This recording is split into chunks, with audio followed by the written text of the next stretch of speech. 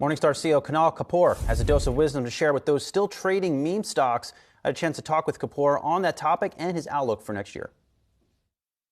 There's just no doubt that there is a change in who's investing and how they're investing and what they're investing in. And I think that that's a really good thing. People are getting engaged with their money much earlier than their parents' generation. You sort of said that maybe the excitement has petered out a little bit. I'm okay with some of the excitement petering out. What I think is critical, though, is that people stay engaged with their money, because you want to start ensuring that when people think about their money, they're also thinking about the long-term outcomes that they're hoping to get to. Is there any data? I know you guys will talk about your treasure trove of data at Morningstar, but is there any data that you see that these meme stock investors, that these new investors to the market in 2020, 2021, you name it, that they are now long-term investors, that they're finally starting to take the lessons they have learned over the past 2 years and applying more principles, let's say like economic moat, which I know you're familiar with it over at Morningstar? Yeah. I don't know, maybe it's a little bit early to say that they have kind of transitioned fully into being long-term investors, but here's how I'd answer it. When you look at data on Morningstar.com, you find a lot of people who are looking at meme stocks, also doing things such as looking at index funds, looking at index ETFs. And so you sort of see that there's an interest there that exists as well. So my hope is that even as maybe people have been using some of their fun money, so to speak, to do some of the meme stock investing or maybe investing in crypto or what have you, that the serious part of their investing is really starting to transition to things that, over time help them build wealth. Do you sense that excitement may come back into the market next year amongst this crowd of investors? Well, it may come back in different ways, right? Let's think about investing. You and I are, thinking about the markets all the time. And so I think we maybe make the mistake of assuming that everyone we know loves the markets and is as engaged in the markets. Wait, they don't? I thought they did. Oh, I thought they did. That's the news okay, flag, all right? And so what you really want is that people find ways to stay engaged. And I think what's happening with younger investors is they're finding other ways that they're going to stay engaged. And so I know one of the topics on your mind is ESG.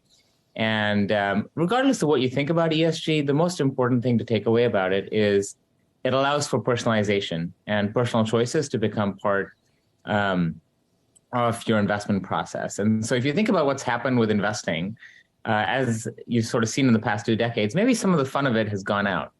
And maybe what you were hearing from investors with the meme stock craze is they want some fun back in it. And I think what that really means is they want some personalization and some relatability.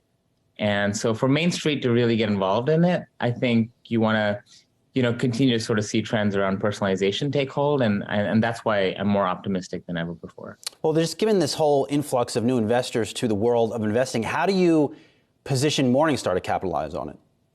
Yeah, well, we do it in many ways. But most importantly, when I think back to when I first became an investor, when I was in college and thinking about it, I really was faced with just a couple of choices. Do I want to invest in stocks? Do I want to invest in bonds? Or do I want to have my money in cash? Today, investors have all kinds of new and different vehicles through which they can invest, as well as emerging asset classes such as private equity. And then they have ways that they can personalize how they go about investing, such as through ESG, for example. And so for Morningstar, our mission is always to empower investors. And the way we've thought about it is that as the investor portfolio evolves, so too does Morningstar need to. And so you may be surprised to know, but we own PitchBook, which is our largest single product today, and it's focused on the private and venture cap markets. We've made a lot of investments on the personalization side. We offer direct indexing.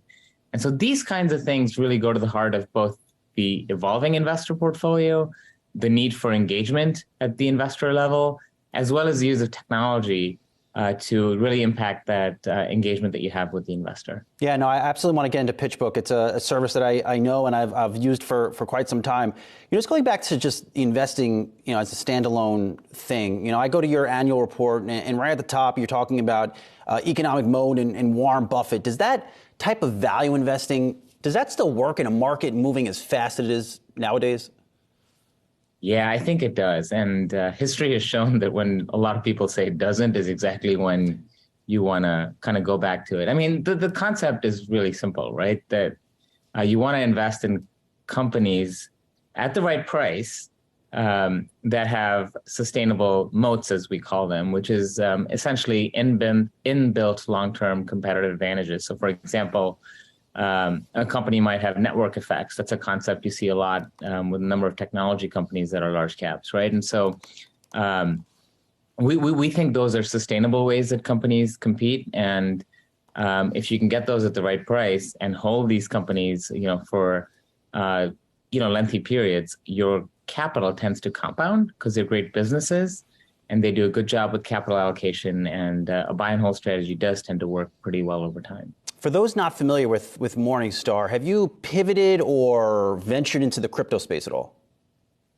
We have not. Certainly, we provide commentary and research at a high level about what we think about the crypto markets, and we certainly have the data available, but we've not made any meaningful investments in the space. Is everything that has happened lately with crypto, FTX, Voyager, you name it, does it make you take a step back and think, well, we may never get into this space?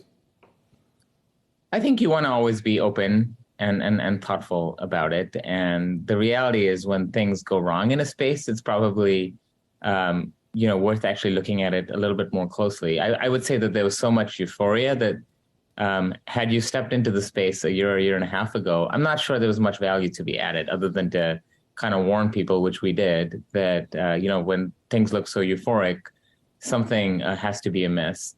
But we're keen to spend some time, in the space and think about what are the practical implications. And, to the extent that they are, I think we will, provide some research on it and, also, provide investors with ways to think about building it as part of their portfolio. Today, I think we'd sort of really recommend that it sort of stays in the fund money part of your portfolio, so de minimis amount, and maybe used as a learning vehicle, but we certainly have not gotten comfortable where we think it's a full-on asset class.